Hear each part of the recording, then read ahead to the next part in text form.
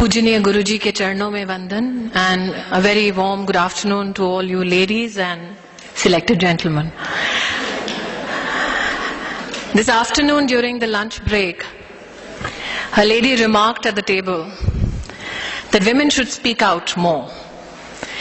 And very instinctively I turned around and said, well, women don't have a problem in speaking, they have a problem in being heard. And today, I would like to thank the Art of Living for giving a harmonious platform to women from across the world so that they can come here, speak up, and also be very constructively heard.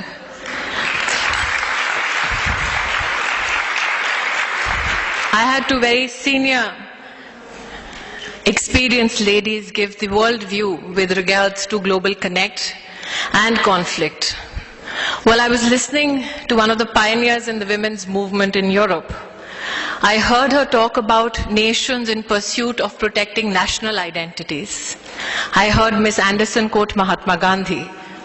And while I was reflecting on this pursuit for preserving national identity, my thoughts went to the lady from Sri Lanka who's sitting here.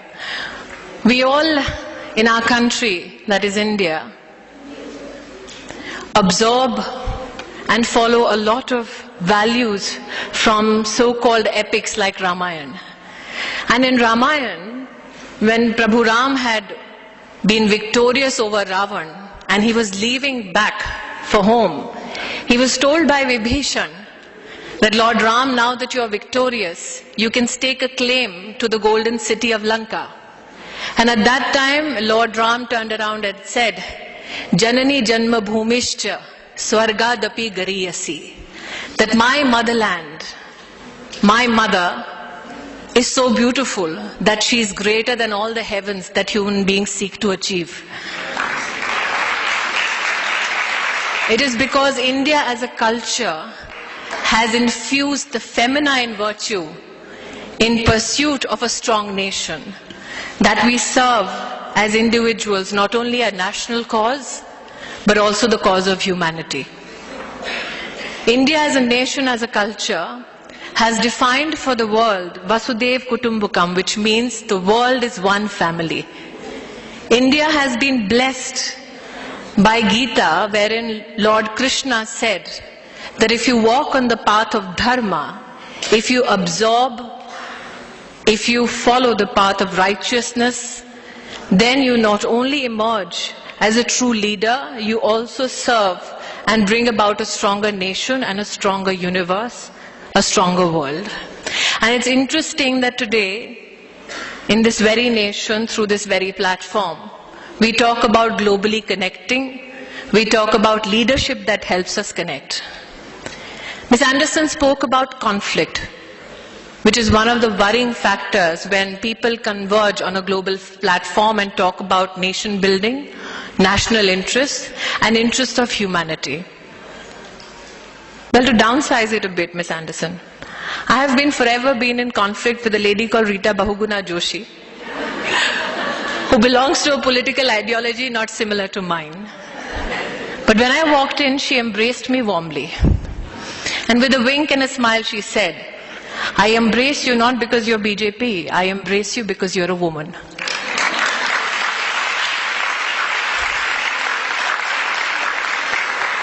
I then went, and when I was about to sit, I was warmly greeted by Dr. Ghazanfar from Afghanistan, a lady who serves as the Minister for Women's Affairs.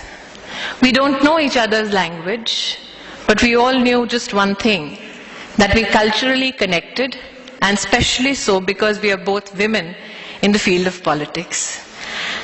I know that conflict arises when there is widespread poverty. Conflict arises when there is illiteracy. Conflict arises when there is a race to take ownership of resources. But I also know that when women are put at the helm of affairs, conflict has this very unnatural way of decreasing.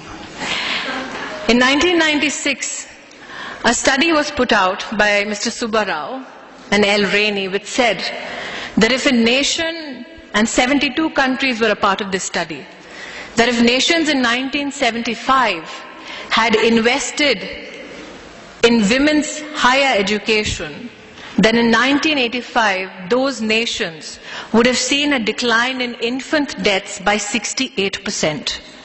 If those same 72 nations had put in all their resources to increase per capita income of every citizen in those 72 countries, the impact on infant deaths would have been zero. Today, when I stand here as a woman, I'm of the opinion that if you truly want to globally connect on issues of humanity, if you truly want to reduce conflict, then one of the first steps that we as a nation, we as a world need to make is to empower women.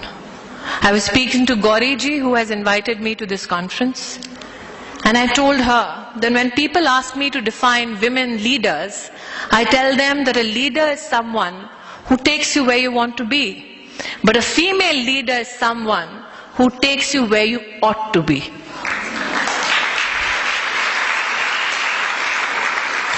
Ms. Anderson spoke about legislation. As a parliamentarian in India, we've had quite a few challenges in the past 1.5 years with regards to women's security. Does it break my heart every time I need to raise my voice in Parliament about a woman getting raped? Yes, it does. Does it break my heart when I discuss statistics with regards to infant girls being killed just because they're girls? Yes, it does. It breaks my heart when I recognize and I realize that over 1 crore girls die in our country every year in a mother's womb, and nobody speaks out for them because children are not vote banks. But at the same time, I wonder, is legislation enough? If we truly seek to empower our nations, our society, the world at large, will legislation be enough? And that's when I reminded myself of a quote by Mahatma Gandhi, who said, "Be the change you wish to see in the world." Kavita ji has been more than generous in my introduction. Apart from the role of Tulsi, the quintessential Bahu, I also had the privilege of discussing socio-political issues on various platforms. And during one of my shooting schedules, I walked into a studio and met a lady who was quietly sitting at a corner of a room. And I was told that this is the lady of the day and I have to interview her.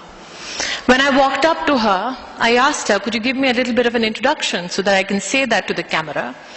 She looked at me with a very, very subtle smile and said, "Well, introduce me as the mother who tried to kill her daughter. That should suffice." When I asked her why such an introduction, because that seemed quite cruel and inhuman, she said, "Well, that is the fact that I need to embrace and people need to recognize me for what I am."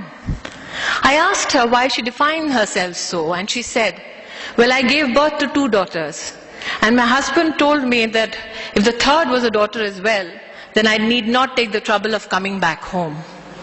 The third child I gave birth to was a daughter as well. My brother came to the hospital because my husband refused to see my face for 2 days. And my brother said, 'Let me go back and persuade your husband.' So the 2 men sat down and brokered a deal. The husband said, 'If your sister can make do and wish away the third child, she will be given the permission to enter home.' The brother, without consulting the sister, said, 'Well, my sister shall do as you please. We will make sure the third child doesn't see the next month.' The woman comes back with her 3 daughters, the youngest being 3 days old. It is December in the state of Punjab. In a village in Punjab where it's absolutely chilling in December, one night she lays her daughter in the courtyard on a bed without a piece of cloth on the daughter's body. The woman prepares for the daughter to die, and she says that if she died in that winter, all I would do is feign ignorance for the policeman who would knock on my door the next morning. She went and she sat at the side of the courtyard waiting for her daughter to die.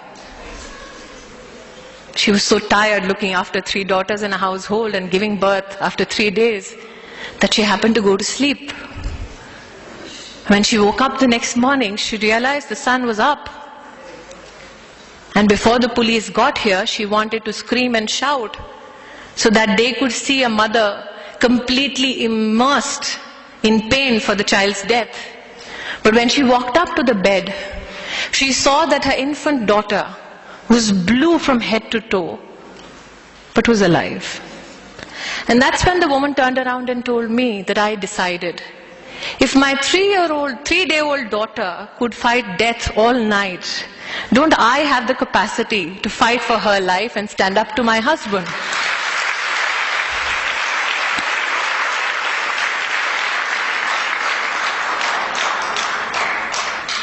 Kautilya in Arthashastra had said, for a good leader, it is not enough to exercise control or be victorious over external forces and enemies. For a good leader, the first priority is to overcome your own burdens, overcome your own flaws, reassert your own humanity, fight your internal enemies, and then you can truly lead the world. I feel for the globe to connect, for nations to be empowered, it is extremely essential for the women in that country to be educated, to be employed, to be treated as human beings, as Ms. Anderson said. And I think that is when we can truly connect. Because what connects me to Ms. Anderson or Ms. Dr. Ghazanfar from Afghanistan is not that we have a political cause that we pursue, not that we have a human rights cause that we pursue, but the only one fact that we are all women who want to pursue that world where every woman is given the right to live her life with dignity, the right to live her life in peace, and the right to live her life in such a fashion that she can encourage others to treat everyone as equals and to provide those opportunities to men and women alike. So once again, a nation that's defined its own cultural ethos by saying, Bahujan Sukhai, Bahujan Hitai, that we as a nation are dedicated to the happiness and welfare of all. I am hoping that the global connect we seek is a global connect that is inspired by India's idea of Vasudhaiv Kutumbakam, that we are one family who will resolve and rise above every conflict, for we as a world come together and serve not individual national interests, but also interests of humanity at large. Thank you so much.